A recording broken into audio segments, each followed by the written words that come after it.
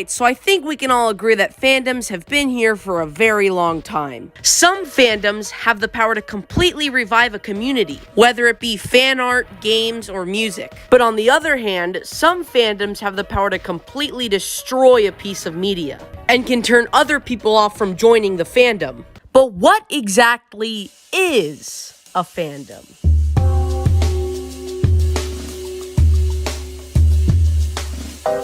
Alright, you can turn off the Vsauce music. Fandoms are just a giant community of people who enjoy one piece of media. But Hungry Bones, you say while watching from your school Chromebook instead of doing work? Like, seriously, turn off your Chromebook. Do your work, please. Isn't a community of people who like a certain piece of media just called a fan base? Well, you would be right, except for one thing. Fandoms aren't just a bunch of people who like a certain piece of media. No, these people, they live for that piece of media. This is also where the term stan comes from, you know, from the Eminem song. And this is why there are so many toxic fandoms out there. Because unlike normal fans who don't really care what you think about the thing they like, if you have one negative opinion about something that a fandom likes, barricade your doors, lock your windows, they're coming for you right now. But the weird thing is that every fandom is like this. It's not just a select few. So why is every single fandom so toxic? And why is this toxicity spreading to other fandoms like an epidemic? And that is exactly what I'll be answering in today's video. But before the video begins, you know where this is going, I have a Discord server. That's right, and for the low price of literally nothing, you can join. But wait, there's more. If you join the...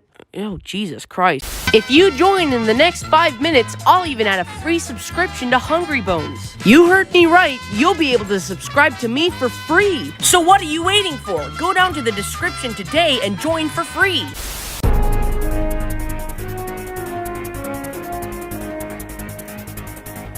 So one big thing that almost every fandom has in common is sexualizing almost every character from a certain media. And yes, even the minors. Yeah, that's right. I'm talking to you, MHA. If a fandom exists, there's definitely going to be at least 1,000 Rule 34 posts of every character. Another thing that a lot of fandoms do are ships, where they will get two random characters and put them in a relationship. Of course, this can cause inner arguing with the stans about which relationship is the right one. And this can get so bad to the point where the stans will start writing death threats to the creator of the respected media. And yet again, the My Hero Academia fandom is a perfect example of this. After the fandom had shipped Deku with every single male in the series, once the creator confirmed that Deku was straight the whole time, the entire fandom exploded with rage. Also, on another note unrelated to this, remember when I said fan bases would sexualize every character from a piece of media? Yeah, that also counts for incest. Introducing Loudcest from the Loud House fandom. Yeah, this is probably the most disgusting thing I've ever seen. Do I really need to explain it to you? Well, no one ever said my job was gonna be easy. So Loudcest is basically just taking 2 of the 11 siblings from the show Loud House and just hooking them up. And it just makes it worse when you realize that all the characters are under 18. But for some reason, this is something that the Loud House fandom has and still does. And there are a lot of different fandoms that do this kind of crap. Whether it be shipping, Rule 34, or some other third thing, there will always be sexualization in every toxic fandom. Okay, so I think we can all agree that over-sexualization is one of the main building blocks for making a toxic fandom. But that can't be the only thing, right? There's gotta be more to it. And you'd be right, my loyal viewer, because there are 4 things that make a fandom toxic. Or as I like to call them, the 4 O's. Over-sexualization, over-protecting, over-idolizing, and over-arguing. And now that we talked about the first one, it's on to over-protecting.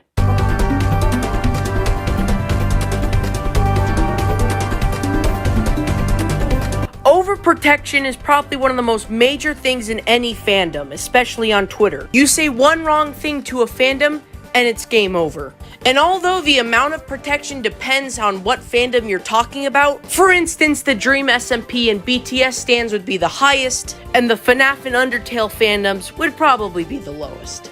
But what exactly is overprotecting? Well, overprotecting is basically just how salty a fandom gets when you dislike something they like. And this can go from just arguing with you for a little bit to harassing you to basically finding your IP address, you know, basic stuff. And there's not a better example of that than the Dream SMP. So Dream's fandom is basically one of the most overprotective fandoms ever. In fact, they're so overprotective that they've even turned on the people they have been protecting many times before, all because of a tweet that Dream or one of his cronies made. And of course, this can cause a lot of inner arguing within the fandom, but I'll talk about that later. Another fandom that is known a lot for being salty over a different opinion, especially on Twitter, is the BTS Army. Oh boy, I can already see all the negative comments telling me to kill myself now. The BTS Army is definitely the most salty out of every single fandom on the internet. There, I said it. Sue me. Lots of other YouTubers can tell you about their experience with the BTS Army. These people are fucking vultures and should be avoided at all times. Also, on another note, according to my calculations, Twitter seems to play a huge role in fandoms being salty. Although, if you've seen my Twitter video, I think you'll know why. Twitter is built for toxicity. It's why you see so many toxic stans. And it also doesn't help that a lot of the idols that all of these fandoms are basically worshipping are on Twitter. Psst, hey, that was my attempt of making a smooth transition into the next part, but clearly it didn't work that well, so I'm just gonna move there right now. Alright, well, see you there, I guess.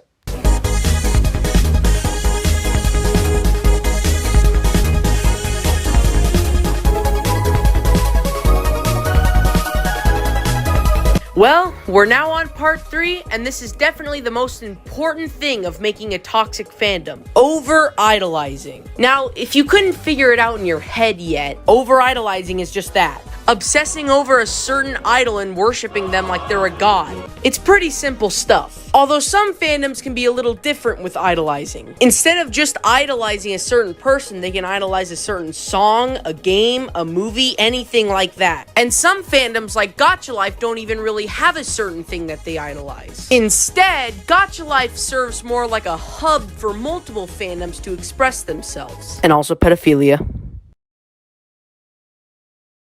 Anyways, the biggest rule for any fandom is that if a fandom does not have an idol in any way, shape, or form, then, well, it's not really a fandom. Also, remember when I said that the Dream fandom turned on Dream himself? Well, that actually happens a lot more than you think, for a lot of different fandoms. Yet again, the My Hero Academia fandom is a perfect example. Like I said in part 1, when the My Hero Academia creator confirmed Deku was straight, a lot of the fandom started sending him death threats, all due to a fictional character's sexuality. But back to what I was saying, even though most of the time it's mainly the fandom turning on the idol, sometimes the idol turns on the fandom. Enter Nintendo, more specifically Smash Bros. The Smash Bros community is definitely by far one of the most loyal fandoms to its idol. And yet for some fucking reason, Nintendo and even Masahiro Sakurai both spit in the face of their fans via shutting down tournaments, banning emulators, and also trying to move away from the competitive scene as much as possible. So Nintendo, I have one thing to say to you.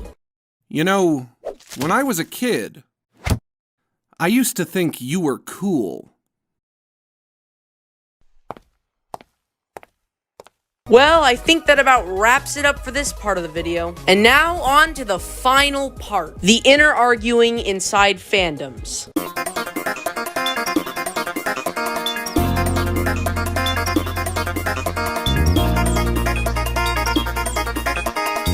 Inner arguing is just when a bunch of people in a fandom fight over a certain thing that's related to their idol/media. Sometimes this can lead to a massive divide in the fandom, splitting it in half. A good example would be the Sonami and Sonali communities. And then also, of course, sometimes this inner arguing really doesn't do anything and it's kind of just a big time waster. Anyways, there's nothing as fun as sitting back, grabbing some popcorn, and just watching a giant fandom beat itself up on Twitter. But of course, if the inner arguing gets extremely bad, to the point where it becomes its own civil war, it can actually taint the fandom's repetition really badly, to the point where that's all what it's known for. And of course, if you couldn't already tell, that kind of happens a lot. Yeah, all the fandoms that I put in the thumbnail, that's only a fraction of how many fandoms this has happened to. Also, a lot of different things can cause inner arguing to happen. And I have named a few of the ways in this video already. But inner arguing is an extremely common thing that happens to almost every single fandom. But how big and toxic it is depends on each fandom. And you know what? I think that's about it. I think I finished everything here. And those are just some of the things that makes a fandom toxic. Thank you for watching, and I'll see you in the... Huh, that's odd. I just got a notification on Discord. Well, let's see what it says. Huh. Apparently while I was making this video, a BTS stan just leaked my IP address out all over the internet. Who cares? It's not like a giant angry mob is gonna show up any second.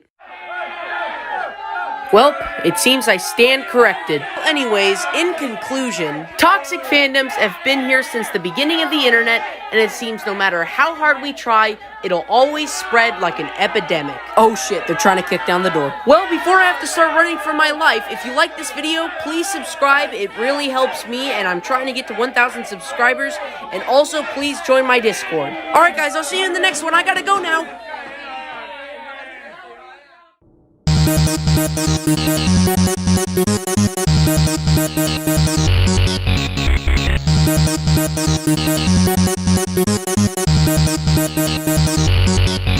Play.